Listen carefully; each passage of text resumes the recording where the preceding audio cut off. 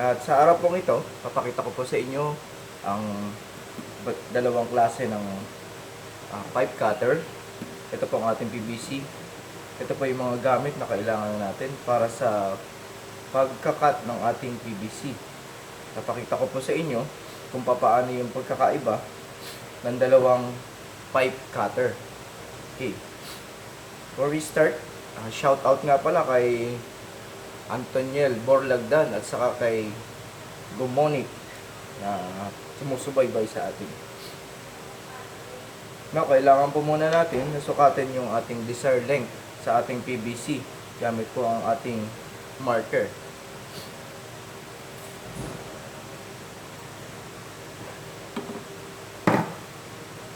Let's say ang desired natin is 3 inches.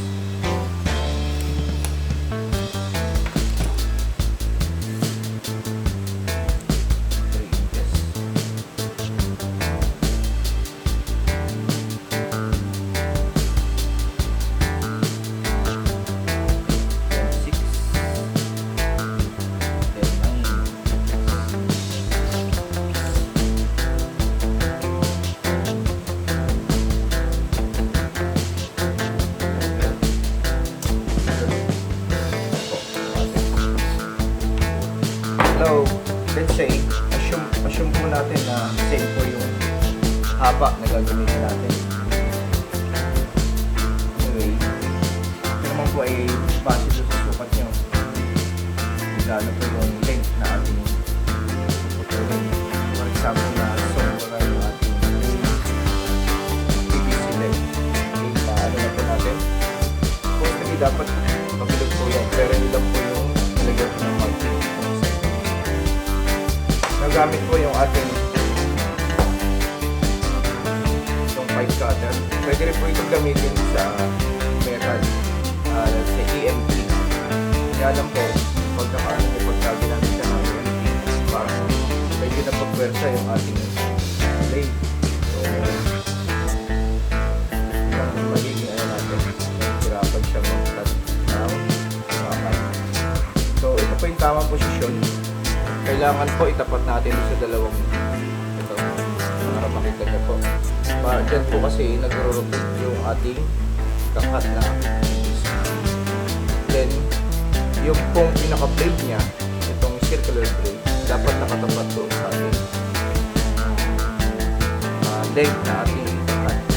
Dapat po, saka po sa dapat tandaan, nag-ingat din po tayo at panatiliin po nakataas o nakatingala sa taas para makikita nyo po kung yung ating naka-blade o yung ating tali ay naka-robot po sa design na markings natin. Okay, then ganun po. Pag-ikot nya, depende po sa ating set. So ganyan din, as long na isa lang yung ating set. Pero, kita po natin ng konti. Okay. Una, isang ikot. Then, i-twist natin para sumikip yung ating cutter at yung ano natin. Next, ikot ulit. Then, ganun lang po. Repeat lang po yung procedure. Till, tutol yung ating. Next, another one, another sample. Pagkakuli natin. Be sure na nakatapat siya. Then, pag nakatapat na, then natin sige pa ang ating handle. Another 1, 2, 3, 4, 5. Okay. Makikita po natin na maganda yung pagkakaputol, halos pantay. Kumpara po sa lagari, pwede rin naman po lagari yan. Pero i-prepare na kung meron kayong ganitong klase na cutter, much better po. Okay, another one, another sample.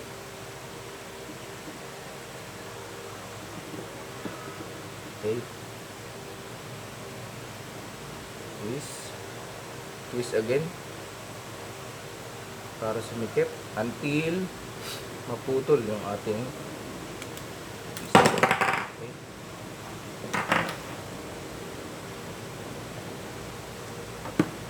So meron pa po tayong dalawa.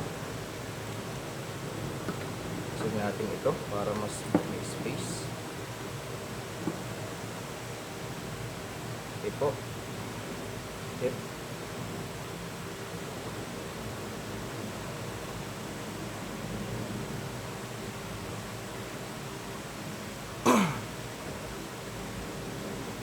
Okay. Try natin na another matanggal yung ating ulit. Yan.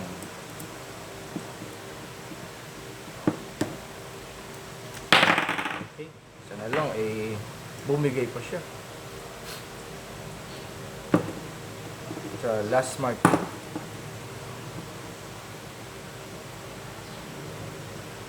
Okay. Kung kanina, puro ganyan ang ikot natin. No, babalik ka rin naman natin. Try natin kung anong kaibahan niya. Okay. So, yun. Medyo tumunog siya. Malas. Parang iba yung tiging ikot. So, yun. Kumakalas siya pag ganun. So, try natin ulit. Ito, pinapakita lang naman po natin kung ano yung pinaka-the best na paraan. Ay mas maganda yung counterclockwise kung ganyan. I mean, clockwise. Pag counter, medyo kasi pagka parang humihiwalay siya dito. Now, yung isa naman po natin PVC pipe cutter. I-release lang po yung pinaka-lock niya sa handle. Ito po, i-adjust na po ito. So, once na i-rest mo yung handle niya, automatic siya tumisikip hanggang makuha mo yung desire na sakto doon sa ating bisik. Yan, dapat nakaganyan po. Then, pag kumagat nga, then, twist ulit. Yan, twist naman natin dito yung ating PVC. Then, dahan-dahan. Sigipan hanggang mapupo. Okay.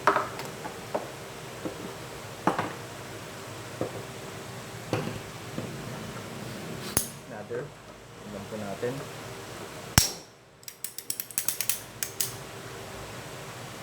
Okay. Ikot yung ating PVC. Then, isa pa para mas sumikip. Napansin natin kung sino talaga yung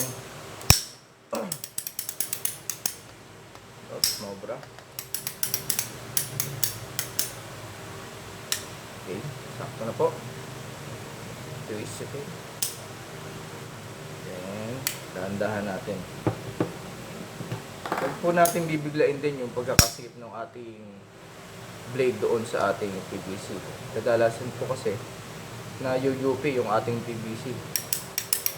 So, nade-deform din po siya pag tayo. Hindi nagiging maganda yung pagiging putol niya. Okay? Ano po? Ano muna natin? Lagyan natin ng kanal and then skipan natin dahan-dahan hanggang maputol. Okay. Pwede po. Then last. Okay. Subukan natin kung medyo mabilis. So, yun. Nakita niyo po kung paano makat. Kayo na po yung bahala mag-decide kung ano yung prepare nyo na gamitin doon sa dalawang cutter na, 5 cutter na ito. Okay. Hanggang sa muli. Salamat po. Hindi na.